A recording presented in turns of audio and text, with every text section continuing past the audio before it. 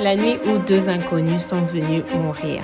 On dit que les gens meurent lorsque leur cœur cesse de battre. Je ne suis pas sûre que ce soit vrai. Je pense que certaines personnes meurent bien avant cela. C'est vrai, elles continuent à aller au travail, à rire, à parler, mais à l'intérieur, quelque chose est déjà mort depuis bien longtemps. Bienvenue dans Plume Blanche, je suis Joël. Aujourd'hui, nous n'allons pas lire une partie de mon carnet intime, mais je veux lire le journal de quelqu'un. Je préfère ne pas mentionner son nom puisque, en fin de compte, son nom n'est pas important ici, mais c'est son histoire qui est importante, c'est de quoi il a parlé. Alors, sans plus tarder, nous allons lire son journal. Le 3 novembre, il pleut. J'ai toujours aimé la pluie. Aujourd'hui, elle est la seule à pleurer avec moi. Je suis pauvre, mais ce n'est pas ce qui me fait le plus souffrir. Je suis impuissant.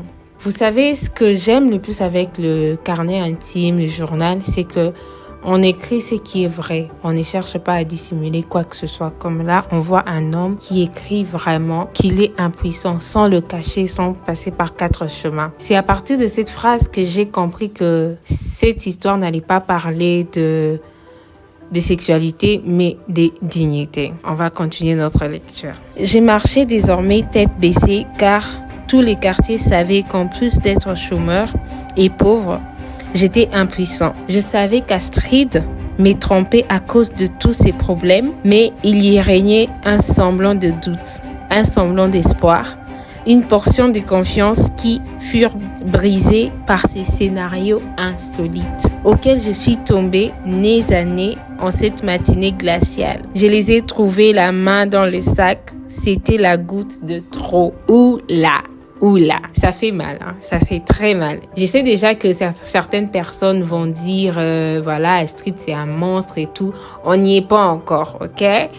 Peut-être pas. On va en parler plus tard. Pour le moment, on va juste lire son journal. Il restait la seule issue qui pourrait me préserver de la douleur. C'était comme fermer finalement un robinet qui certes donnait de l'eau, donnait la vie, mais dont l'eau contribuait constamment à l'érosion d'un terrain. Oui, la vie érodait mon cœur en permanence.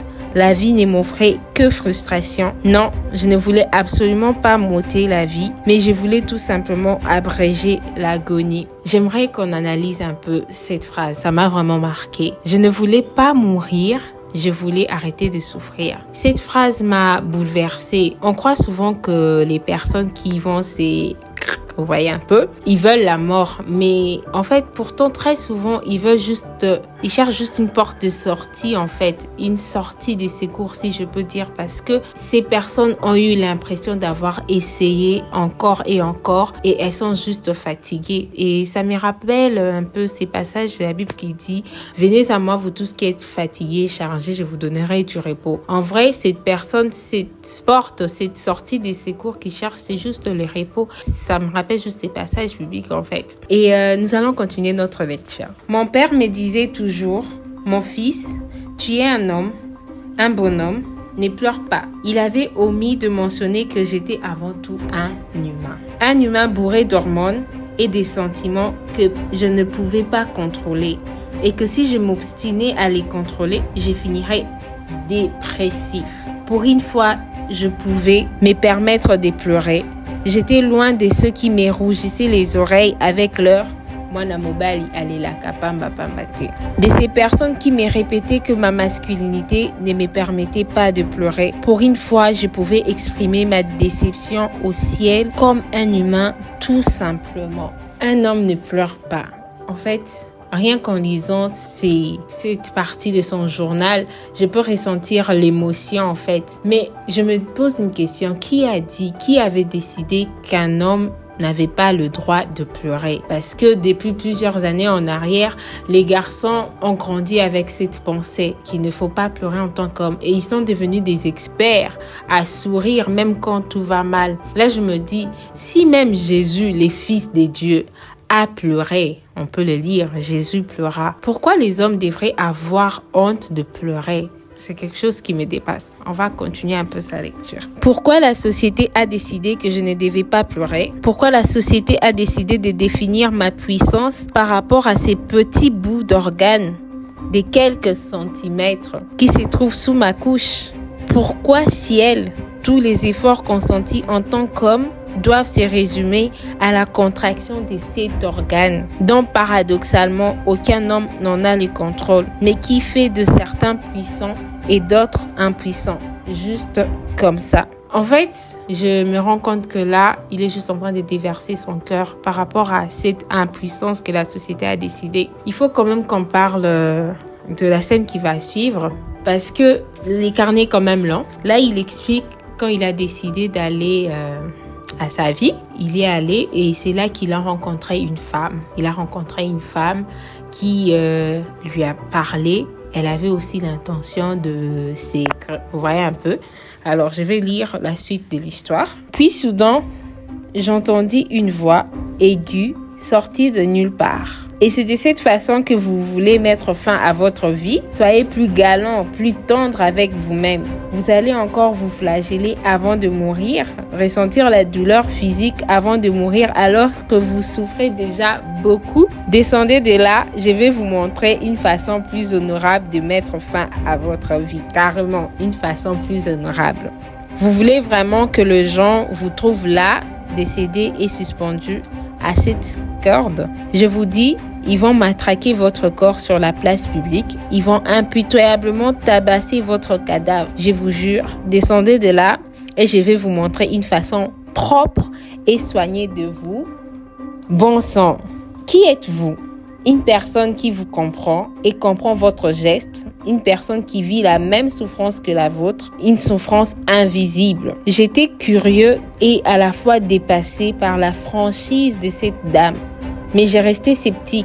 Je ne descendrai pas de là sans avoir la preuve suffisante de ce qu'elle me disait. Et elle consiste à quoi votre méthode? Et pourquoi vous voulez mettre fin à votre vie? C'est là la question qui a quand même déclenché tout.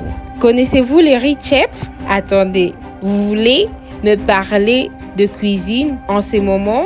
Il est mal choisi. Vous maigrissez davantage et sincèrement, l'homme patient que j'étais m'a déjà précédé dans l'au-delà. Il faut quand même qu'on parle de cette scène. Vous partez vous suicider et là, directement, la première personne que vous rencontrez exactement à l'endroit où vous êtes parti, elle est venue faire la même chose. Même, je pense, les scénaristes de Netflix auraient hésité d'écrire cette scène. Ça devait vraiment être une réalité parce que les probabilités sont vraiment moindres. Mais j'aimerais qu'on puisse analyser quand même cette rencontre. Je trouve ça incroyable que deux personnes qui ne se connaissent pas se rencontrent précisément au même endroit où elles avaient décidé d'en finir. Certains parleront de coïncidence ou d'hasard, mais moi je pense que, en fait, c'était un rendez-vous. Dieu, plusieurs fois, il place des personnes sur notre chemin, juste en fait pour nous empêcher de prendre certaines décisions irréversibles dans notre vie.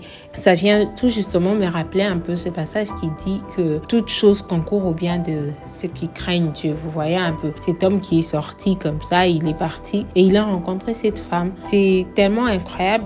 Nous allons juste continuer à faire notre petite lecture. Donc, cette femme, elle veut mettre fin à sa vie, mais elle ne veut pas aller les ventres vides. Franchement, bravo à elle. Quand même, on dit, peu importe les soucis que tu as dans la vie, il faut pas te fâcher contre la nourriture. J'avais épousé un homme alcoolique, violent et infidèle, notoire à titre d'exemple. Il me laissait seule et passait ses nuits dans les boîtes de nuit alors que j'étais enceinte. Et quand je me plaignais, mes propres parents me conseillaient de supporter. Les hommes sont tous comme ça.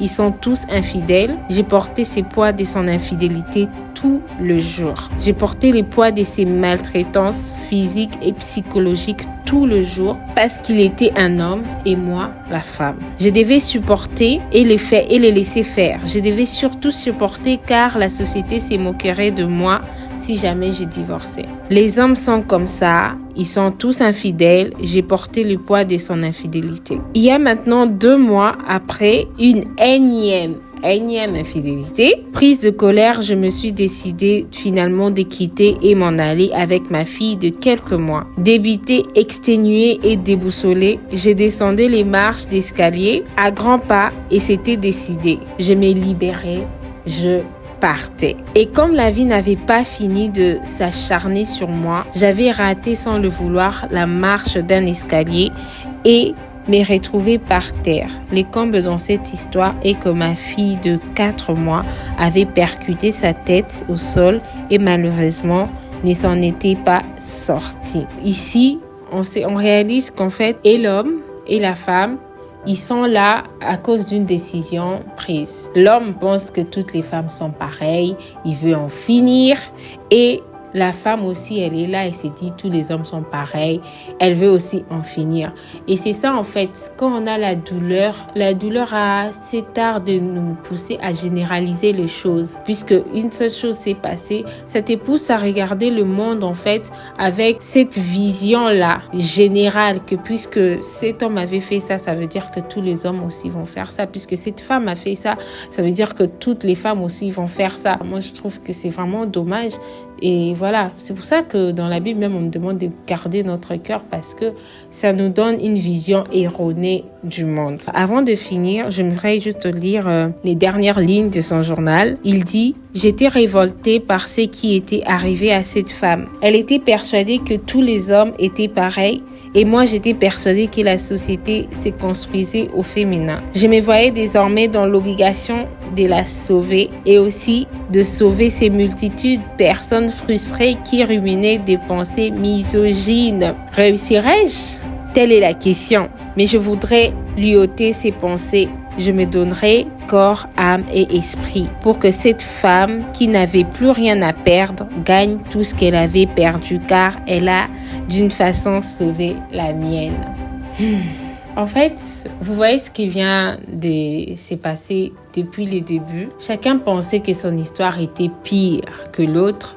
Puis, le monsieur, il a entendu l'histoire de la femme et tout à coup, la souffrance n'était plus une compétition. C'était devenu une rencontre. Et il a décidé en fait de venir à l'aide à cette femme. Puisque parfois, nous avons tellement de combats et en fait, ça nous donne juste la force de pouvoir aider les autres qui peut-être vont vivre ou bien sont en train de vivre la même chose que nous. C'est ce que moi, en fait, je comprends de cette histoire. Cette femme était devenue sa motivation et il voulait la sauver, en fait. C'est pourquoi la Bible nous dit de renverser toutes les pensées, les auteurs, parce que une fois qu'il y a ces pensées qui montent dans ta tête, si tu t'opposes pas à ça, ça peut vraiment prendre de l'espace dans ton cœur. Mais avant de refermer ces journaux, je voudrais vous confier un tout petit secret. L'histoire que vous venez d'entendre, c'est une histoire, une nouvelle de fiction qui a été écrite lors d'un concours Zamenga. Mais si elle semble un peu trop réelle comme ça, c'est juste peut-être parce que les plus belles fictions parlent de réalité que nous vivons tous les jours. Et maintenant, j'aimerais un peu connaître votre avis. Si vous étiez à la place de cet homme, est-ce que vous allez pardonner à Astrid ou alors il y a d'autres choses qui sont juste impardonnables? Je vous écoute et je vous dis à très bientôt dans les autres épisodes de Plume Blanche.